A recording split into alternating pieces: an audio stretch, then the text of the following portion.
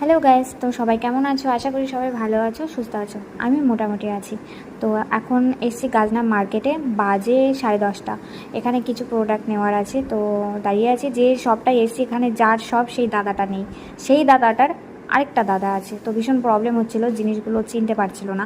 তারপর চলে এসেছি কাকিমার পার্লারে। প্রচুর চুল উঠছে, প্রচুর চুল উঠছে, কি বলবো। তো ভাবলাম একটু স্পা করতে হবে, স্পাটা করার জন্যই আমি আসলাম আর কি পার্লারে। তো এই যে লাগানো হয়ে গেছে, এখন একটু আঁচড়ে দিচ্ছে, তারপর ধুয়েও দিয়েছে আমাকে কিছুক্ষণ পরে। আর এখন চুলটা শুকাচ্ছে।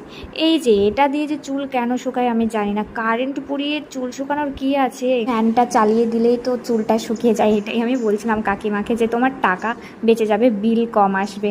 তো ঠাট্টা মারছিলাম। কাকিমার পার্লার আমি এসেছি অনেকক্ষণ, এখন কিন্তু বাজে 1টা। আমি কিন্তু এসেছি 10টা 10:30টার দিকে। আগে এসে গল্প করেছি, আমি যতবারই আসি আগে গল্প করি, তারপর কাজ। তারপর ভাবলাম